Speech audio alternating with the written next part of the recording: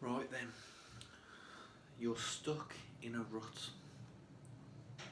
You've got bogged down, circumstances haven't gone your way.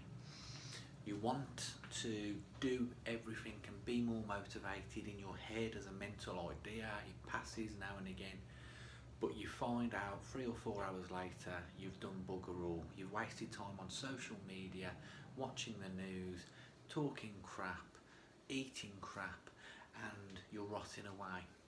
You're getting more unhygienic. You're not even realising you're getting more unhygienic. Think about when the last time you had a good wash, good shave, whatever you do, washed your hair. You're starting to smell. You don't know that you even smell now.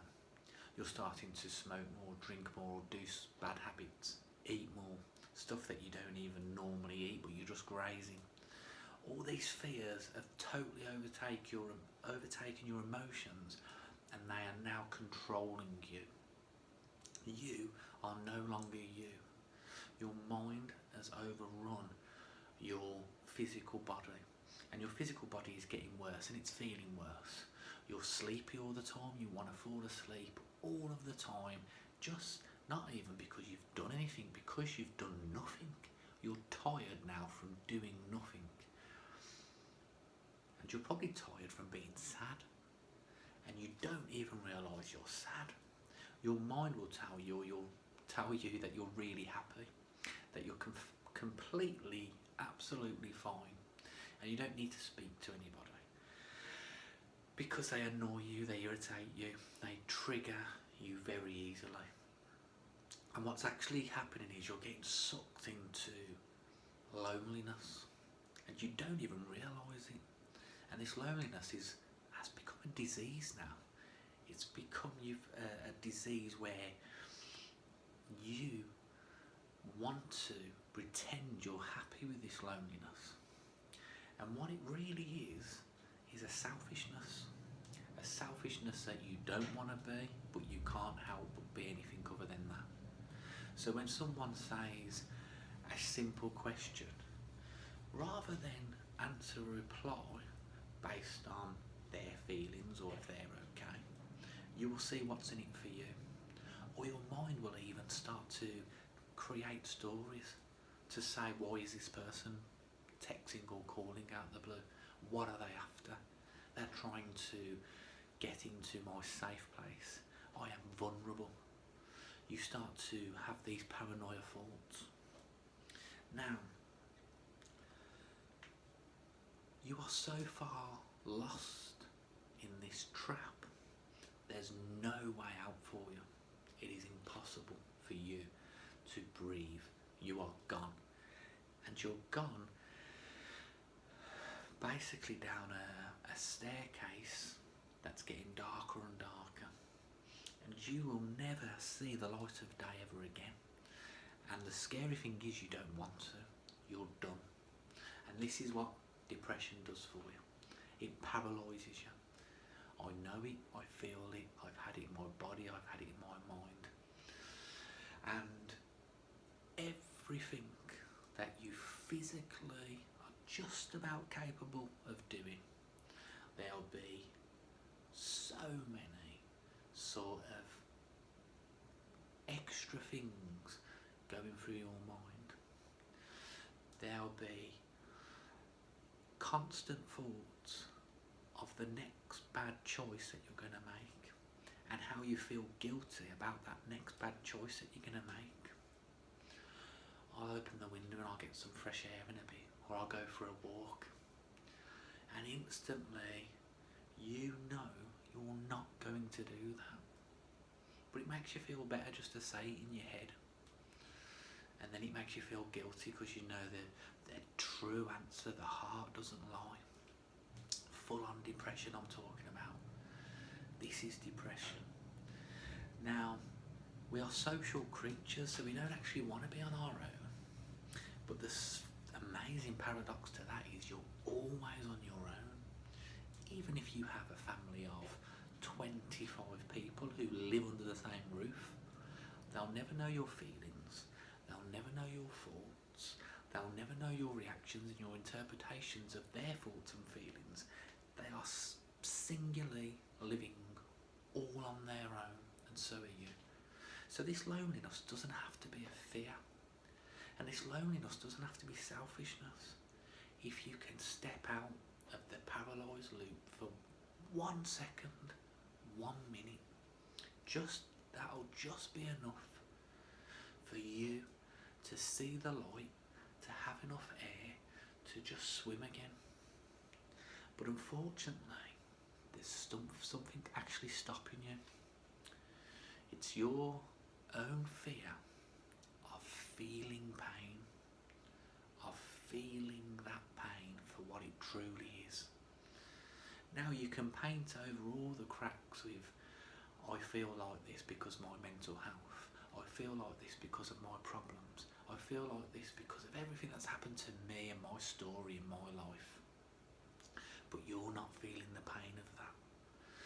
You're allowing that story to dictate your life, and that's your excuse for your life. But you've got nowhere near the pain, because that pain you believe is going to kill you. That pain has hurt you so much a time ago in the past that you don't want to go anywhere near it. And it's understandable. It's acceptable in a way. Why would you want to feel uncomfortable? So you project this world now, i.e. depression, anxious thoughts, paranoia. When's the last time you picked up your phone to do anything positive? Now, when you do have these little breathing moments of positivity, they are so crucial when you have depression. You can't feed your thoughts with negativity, and you can't feed your thoughts with stupid distractions.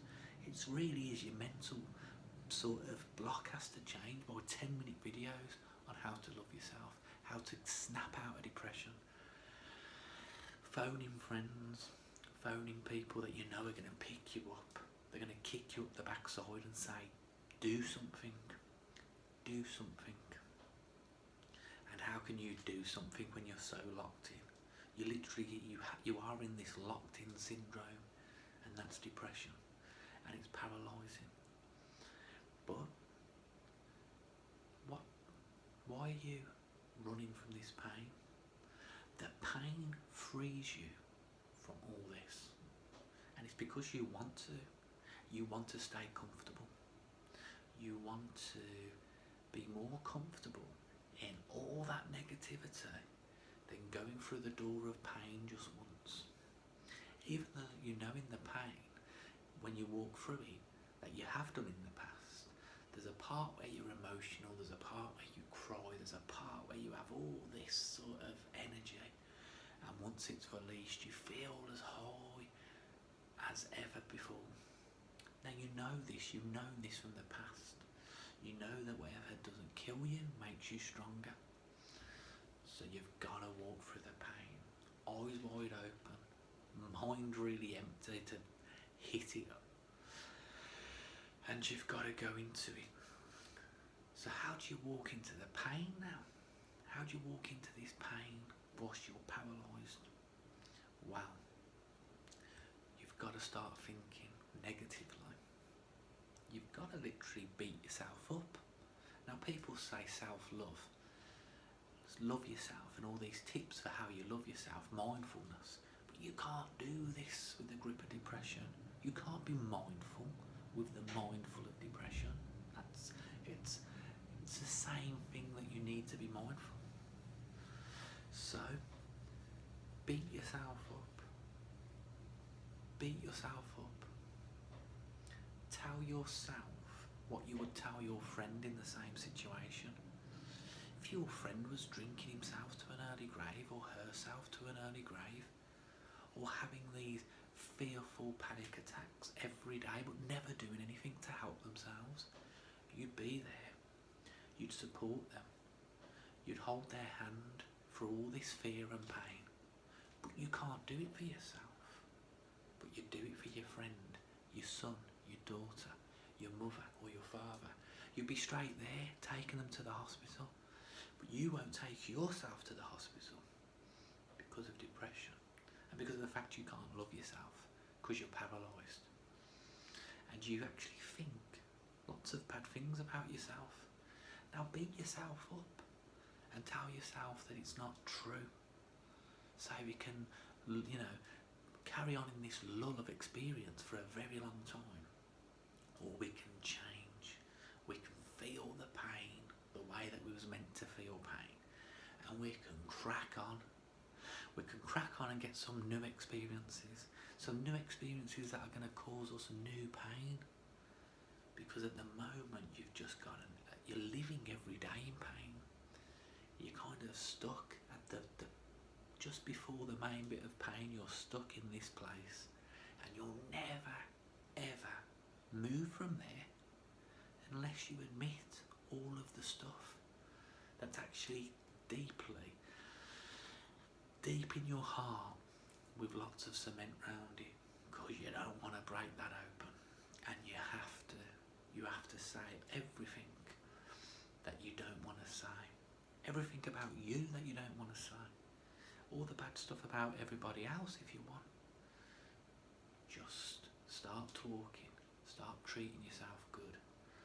And it sounds like paradoxical, doesn't it? Why would you beat yourself up if you're already in a big bad place? You've got to walk through this pain door. It has to happen for you to get out of it. The depression, the paralysed state, all the bad habits that you do, it's only through the door of pain.